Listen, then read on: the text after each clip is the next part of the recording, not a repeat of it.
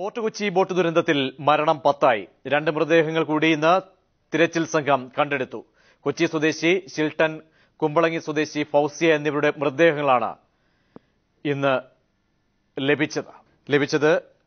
ഒപ്പം അപകടത്തിന്റെ ദൃശ്യങ്ങൾ കൂടി പീപ്പിൾ ടിവിക്ക് ലഭിച്ചിരിക്കുന്നു. വിശദാംശങ്ങളുമായി ഡാനി പോൾ ചേരുന്നു. ഡാനി, അപകടത്തിന്റെ ദാരുണ സംഭവത്തിന്റെ കേട്ടറിവ് മാത്രമാണ് ഏവർക്കുമുള്ളത്. ഇപ്പോൾ അതിന്റെ നേർക്കാഴ്ച ഇപ്പോൾ എത്തുന്നു ദൃശ്യരൂപത്തിൽ. എന്തൊക്കെ കാര്യങ്ങൾ അപകടം സംബന്ധിച്ചുള്ള ഊഹാപോഹങ്ങളൊക്കെ മാറ്റിമറിക്കുന്ന തരത്തിൽ ദൃശ്യങ്ങളിലൂടെ വ്യക്തമാകുന്നുണ്ട്? പ്രജീഷ് സൂചിപ്പിച്ചതുപോലെ തന്നെ ഇതുവരെ പറഞ്ഞിരുന്ന ഒരു അപകടം, അതിന്റെ ദൃശ്യങ്ങളാണ് പീപ്പിൾ ടിവി പുറത്തുവിടുന്നത്. ഇത് വളരെ വ്യക്തമായി നമുക്ക് കാണാൻ കഴിയുന്നത് മത്സ്യബന്ധന ബോട്ട് അതിന്റെ ഒരു വേഗത എന്നത് തന്നെയാണ്. അത് അതിവേഗത്തിൽ വന്നുകൊണ്ട് യാത്രാ ബോട്ടിന്റെ പിൻഭാഗത്ത് ഇടിക്കുകയായിരുന്നു. ഒപ്പം നമുക്ക് ആ ദൃശ്യങ്ങളിൽ കാണാൻ കഴിയും മറ്റൊരു മത്സ്യബന്ധന ബോട്ടുമായി ഏതാണ്ട് നമ്മൾ നിരത്തുകളിൽ കണ്ടിട്ടുള്ള സ്വകാര്യ ബസ്സുകളുടെ വേഗത, മത്സരോട്ടം എന്നിവയെ അനുസ്മരിപ്പിക്കുന്ന രീതിയിൽ മറ്റൊരു മത്സ്യബന്ധന ബോട്ടിനെ മറികടന്നുകൊണ്ട് ഈ ബോട്ട് വരുന്നു. ബേസിൽ എന്ന അപകടമുണ്ടാക്കിയ മത്സ്യബന്ധന ബോട്ട് വരുന്നു. ഒപ്പം തന്നെ ഈ യാത്രാ ബോട്ട് കുറുകെ വരുന്നത് ശ്രദ്ധയിൽപ്പെട്ട മറ്റ് ചുവന്ന നിറത്തിലുള്ള മത്സ്യബന്ധന ബോട്ട് അത് അതിന്റെ ദിശ മാറ്റുകയാണ്. അവർക്ക് അത് വ്യക്തമായി കാണാൻ കഴിയുന്നുണ്ട് യാത്രാ ബോട്ട് വരുന്നത്. എന്നാൽ ബേസിൽ എന്ന ബോട്ട് നേരെ ചെന്ന് ഇടിച്ച് അതിന്റെ യാത്രാ ബോട്ടിന്റെ പിൻഭാഗത്തേക്ക് നേരെ ചെന്ന് ഇടിക്കുന്നതും അതോടൊപ്പം തന്നെ യാത്രക്കാർ കായലിലേക്ക് വീഴുന്നതും കുറെ പേർ നീന്തുന്നതും നമുക്ക് കാണാൻ കഴിയും. ഇതിൽ ശ്രദ്ധേയമായൊരു വസ്തുത, വളരെ പെട്ടെന്ന് തന്നെ നമുക്കത് നോക്കാൻ കഴിയും. അതിന്റെ CCTV ദൃശ്യങ്ങൾ വളരെ ഏതാണ്ട് നിമിഷാർദ്ധങ്ങൾ എന്ന് പറയാവുന്ന രീതിയിൽ തന്നെ ആ ബോട്ട് കായലിലേക്ക് വെള്ളത്തിലേക്ക് അമരുകയായിരുന്നു. അതിന്റെ ഒരു പ്രധാന കാരണം ആ ബോട്ടിന്റെ കാലപ്പഴക്കം ഒന്ന് തന്നെയാണ്. അല്പനേരം പോലും ഇതിനെ പ്രതിരോധിക്കാവുന്ന ഒരു രീതിയിലുള്ള രൂപകൽപ്പനയോ അതിന്റെ ഒരു പ്രതിരോധ സംവിധാനങ്ങളോ ഒന്നും തന്നെ ഇല്ല. മറ്റൊന്ന്, ആ ബോട്ട് അമരുന്നു, യാതൊരുവിധ രീതിയിലുള്ള ഒരു രക്ഷാപ്രവർത്തനത്തിന് ആ സമയം പോലും കൊടുക്കാനാവാത്ത വിധം അമരുകയാണ്. പിന്നീട് മറ്റുള്ളവർ ഓടി വന്ന് രക്ഷാപ്രവർത്തനത്തിൽ ഏർപ്പെടുകയും ലൈഫ് ജാക്കറ്റ്. ഇവിടെ ഈ അപകടം സംബന്ധിച്ച് മന്ത്രി കെ ബാബു പറഞ്ഞതുപോലെ അമരത്ത് ആരുമില്ലായിരുന്നു, അതുകൊണ്ട് തന്നെയാണ് അപകടം ഉണ്ടായത്. പക്ഷെ നാട്ടുകാർ പറയുന്നുണ്ട് കാലപ്പഴക്കം സംബന്ധിച്ച് ബോട്ട് കാണുമ്പോൾ തന്നെ ദൃശ്യമായിരുന്നു തുടങ്ങിയ കാര്യങ്ങൾ. അമരത്ത് ഈ ദൃശ്യങ്ങളിലൂടെ അതിന്റെ ഇത്തരം വാദഗതികൾ ഏത് രീതിയിൽ നമുക്ക് ഖണ്ഡിക്കാൻ കഴിയുന്ന തരത്തിലുള്ള ദൃശ്യങ്ങൾ വ്യക്തമാകുന്നുണ്ടോ? സ്രാങ്ക് അടക്കം ഇല്ല എന്ന് ഡ്രൈവർ അടക്കമുള്ളവർ മൊഴി നൽകിയിട്ടുമുണ്ട്. ദൃശ്യങ്ങൾ വരുമ്പോൾ ഏതൊക്കെ രൂപത്തിൽ ഇത്തരം ഊഹാപോഹങ്ങളെ മാറ്റി യാഥാർത്ഥ്യത്തിലേക്ക് നമ്മളെ കൊണ്ടെത്തിക്കുന്നുണ്ട്?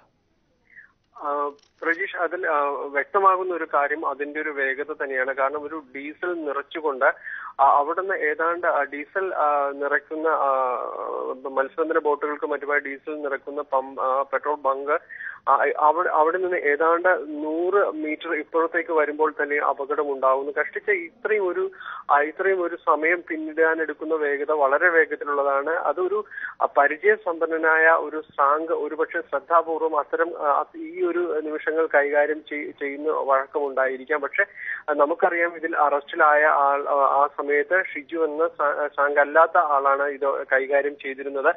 പരിചയസമ്പന്നത ഇല്ലാത്തത് കൊണ്ട് തന്നെ ഒരു അപകടത്തിലേക്ക് ഇത് വഴിവെച്ചു എന്ന് പറയാം. മറ്റൊന്ന്, ഇതിന്റെ അമരത്ത് ആ രീതിയിൽ ഒരാൾ നോക്കി നിൽക്കുന്നതാണ് സാധാരണ ഗതിയിൽ ഇത്തരം ബോട്ടുകൾ കൈകാര്യം ചെയ്യുമ്പോൾ താഴെ നിന്ന് നിയന്ത്രിക്കുന്ന ആൾക്ക് ചുറ്റുമുള്ളത് കാണാൻ കഴിയാത്തൊരവസ്ഥയാണ്. പക്ഷെ ഈ രീതിയിൽ ഇത്തരം ഒരു യാത്രാ ബോട്ടുകൾ ഒട്ടനവധി കടന്നു പോകുന്നു. ഈ ചാലുകളിലൂടെ പോകുമ്പോൾ ഇത്തരം ഒരാൾ ഈ ഒരു സംവിധാനങ്ങൾ നിരീക്ഷിക്കുന്ന സ്വഭാവത്തോടെ മുകളിൽ വേണ്ടതാണ്. പക്ഷെ നമുക്ക് ലഭിച്ച ദൃശ്യങ്ങളിൽ നിന്ന് അത്തരം ഒരു കാര്യങ്ങൾ വ്യക്തമാവുന്നതല്ല. അങ്ങനെ ഒരാൾ ഇത്തരം കാര്യങ്ങൾ പറഞ്ഞു കൊടുക്കുന്നുണ്ടോ അല്ലെങ്കിൽ ആ രീതിയിൽ നിയന്ത്രിക്കാൻ കഴിയുന്നുണ്ടോ എന്നൊന്നും വ്യക്തമല്ല. അതുകൊണ്ട് എന്തായാലും ദൃശ്യങ്ങളാണ് ഏറ്റവും ഒടുവിലായി പീപ്പിൾ ടിവിയിലൂടെ പുറത്ത് വരുന്നത്.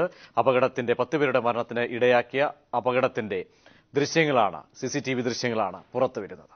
ഡാനിപ്പോളാണ് വിശദാംശങ്ങളും നൽകിയത്.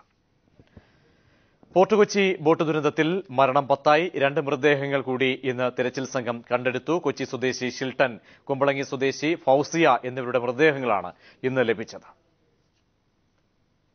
രാവിലെ തിരച്ചിൽ പുനരാരംഭിച്ചപ്പോൾ രണ്ടിടങ്ങളിൽ നിന്നാണ് 2 മൃതദേഹങ്ങൾ കൂടി ലഭിച്ചത്.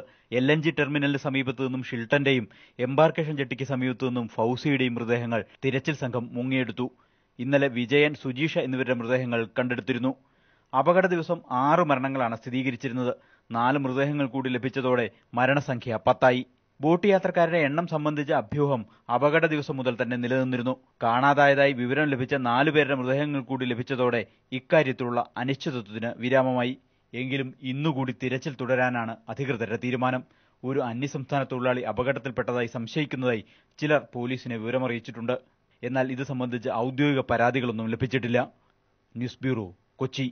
കാസർഗോഡ് കായക്കുന്നിൽ CPIM പ്രവർത്തകനായ C. നാരായണനെ ഒരു സംഘം അക്രമികൾ കുത്തിക്കൊന്നു. കൊല നടത്തിയത് BJP പ്രവർത്തകരാണെന്ന് CPIM ആരോപിച്ചു. നാരായണന്റെ സഹോദരൻ അരവിന്ദിന് ഗുരുതരമായി പരിക്കേറ്റു. കൊലപാതകത്തിൽ പ്രതിഷേധിച്ച് നാളെ കാസർഗോഡ് ജില്ലയിൽ LDF ഹർത്താലിന് ആഹ്വാനം ചെയ്തു. തിരുവോണനാളിൽ വീണ്ടും ഒരു രാഷ്ട്രീയ കൊലപാതകത്തിനു കൂടി സാക്ഷ്യം വഹിച്ചിരിക്കുകയാണ് കാസർഗോഡ് ജില്ല. ഇന്ന് ഉച്ചകഴിഞ്ഞ് 3 മണിയോടെയാണ് കോടോം ബേളൂർ ഗ്രാമപഞ്ചായത്തിലെ കായക്കുന്നിൽ CPIM പ്രവർത്തകൻ 45 വയസ്സുള്ള C. നാരായണൻ കൊല്ലപ്പെടുന്നത്. കായക്കുന്നിലെ നവജീവൻ ക്ലബ്ബിൽ ഇരിക്കുകയായിരുന്ന നാരായണനെ പുറത്തേക്ക് വിളിച്ചിറക്കി ആക്രമിക്കുകയായിരുന്നു. നാരായണന്റെ സഹോദരൻ അരവിന്ദനും ഗുരുതരമായി പരിക്കേറ്റു. ആശുപത്രിയിലേക്ക് കൊണ്ടുപോകും വഴി നാരായണൻ മരണപ്പെടുകയാണുണ്ടായത്. സഹോദരൻ അരവിന്ദനെ അതീവ ഗുരുതര നിലയിൽ മംഗളൂരുവിലെ സ്വകാര്യ ആശുപത്രിയിൽ പ്രവേശിപ്പിച്ചു. അക്രമികൾ BJP RSS സംഘത്തിൽപ്പെട്ടവരാണെന്ന് CPIM ജില്ലാ സെക്രട്ടേറിയറ്റ് ആരോപിച്ചു. കോടോംബളൂർ പഞ്ചായത്തിലെ കായക്കുന്നിൽ പ്രത്യേകിച്ച് യാതൊരു പ്രകോപനമില്ലാതെയാണ് BJPക്കാർ ആക്രമിച്ചത്. മോട്ടോർ സൈക്കിളിൽ സംഘടിച്ചെത്തിയ ഒരു സംഘം പേർ മാരകമായി വെട്ടിയും കുത്തിയും ഗുരുതരമായ പരിക്കേറ്റാണ് നാരായണൻ മരണപ്പെട്ടത്. നാരായണന്റെ സഹോദരൻ അരവിന്ദൻ ഗുരുതരമായ പരിക്കേറ്റ് മംഗലാപുരം ആസ്പത്രിയിലേക്ക് പ്രവേശിക്കുന്നതിന് വേണ്ടി പോയിട്ടുണ്ട്. ആ പ്രദേശത്ത് BJPയും CPIയും തമ്മിൽ പറയത്തക്ക പ്രശ്നങ്ങളൊന്നും ഉണ്ടായിരുന്നില്ല. പക്ഷെ വളരെ ബോധപൂർവം തൊട്ട അടുത്ത പ്രദേശത്ത് മോട്ടോർ സൈക്കിളിൽ BJPയുടെ പ്രവർത്തകരെത്തിയാണ് ഈ പൈശാചികമായ കൃത്യം ഈ തിരുവോണനാളിൽ നടത്തിയത്. അങ്ങേയറ്റം പ്രതിഷേധാർഹമാണ്. നാളെ LDFും CPIയും ജില്ലയിൽ ഹർത്താൽ പ്രഖ്യാപിച്ചിട്ടുണ്ട്. നാരായണന്റെ മൃതദേഹം പോസ്റ്റ്മോർട്ടത്തിനായി പരിയാരം മെഡിക്കൽ കോളേജ് ആശുപത്രിയിലേക്ക് മാറ്റി. സംഘർഷാവസ്ഥ ഒന്നുമില്ലാതിരുന്ന പ്രദേശമായിരുന്നു കായക്കുന്ന്. 2013 ഉദുമയിൽ CPIM പ്രവർത്തകൻ ബാലകൃഷ്ണൻ കോൺഗ്രസ് ആക്രമണത്തിൽ കൊല്ലപ്പെട്ടിരുന്നു. News bureau, Kasaragod. കായംകുളം രാമപുരത്ത് RSS സംഘം പഞ്ചായത്ത് മെമ്പർ ഉൾപ്പെടെയുള്ള CPIM പ്രവർത്തകരെ വെട്ടിക്കൊലപ്പെടുത്താൻ ശ്രമിച്ചു. ഇന്ന് പുലർച്ചെയായിരുന്നു സംഭവം. മാവേലിയുടെ വേഷത്തിലെത്തിയാണ് സംഘം ആക്രമണം നടത്തിയത്. സ്ത്രീകളും കുട്ടികളും അടക്കമുള്ളവരുടെ മുന്നിൽ വെച്ചായിരുന്നു ആക്രമണം. പ്രതികളെ ഉടൻ പിടികൂടുമെന്ന് പോലീസ് അറിയിച്ചു. പരിക്കേറ്റവരെ എറണാകുളത്തെ സ്വകാര്യ ആശുപത്രിയിൽ പ്രവേശിപ്പിച്ചു. 1965 ഇന്ത്യ പാക് യുദ്ധത്തിന്റെ വിജയവാർഷിക ദിനം വിമുക്ത ഭടന്മാർ ബഹിഷ്കരിച്ചു. രാഷ്ട്രപതി പ്രണബ് മുഖർജി അമർജ്യോതിയിൽ പുഷ്പചക്രം സമർപ്പിച്ചു. പ്രധാനമന്ത്രി നരേന്ദ്രമോദിയും 3 സൈനിക വിഭാഗ തലവന്മാരും ചടങ്ങുകളിൽ പങ്കെടുത്തു. അതേസമയം 1 റാങ്ക് 1 പെൻഷൻ പദ്ധതി ഇന്നും പ്രഖ്യാപിച്ചില്ല. ചർച്ച പരാജയപ്പെട്ട സാഹചര്യത്തിൽ വിമുക്ത ഭടന്മാർ തുടർ പ്രക്ഷോഭ പരിപാടികൾക്ക് ജന്തർ മന്ദറിൽ യോഗം ചേർന്നു. പദ്ധതി നടപ്പാക്കുന്നതിനായി കൂടുതൽ സമയം വേണ്ടിവരുമെന്ന് പ്രതിരോധ മന്ത്രി മനോഹർ പരീക്കർ വ്യക്തമാക്കി. ജമ്മുകാശ്മീരിൽ പാക് പ്രകോപനം തുടരുന്നു. RSപുര സെക്ടറിൽ പാക് സൈന്യം നടത്തിയ വെടിവയ്പിൽ ഒരു സ്ത്രീ ഉൾപ്പെടെ 3 ഗ്രാമീണർ കൊല്ലപ്പെട്ടു. BSFന്റെ 5 പോസ്റ്റുകളെ ലക്ഷ്യമാക്കി പാക് സൈന്യം ആക്രമണം നടത്തി. ജനവാസ കേന്ദ്രങ്ങളിലുണ്ടായ ഷെല്ലാക്രമണത്തിലാണ് സിവിലിയന്മാർ മരിച്ചത്. രാജ്യത്തെ വധശിക്ഷ നിർത്തലാക്കണമെന്ന് കേന്ദ്ര നിയമ കമ്മീഷൻ. ജസ്റ്റിസ് AP ഷാ അധ്യക്ഷനായ നിയമ കമ്മീഷനാണ് റിപ്പോർട്ട് തയ്യാറാക്കിയത്. അതേസമയം തീവ്രവാദ കേസുകളിൽ വധശിക്ഷ നൽകണമെന്നും കമ്മീഷൻ റിപ്പോർട്ടിൽ വ്യക്തമാക്കി.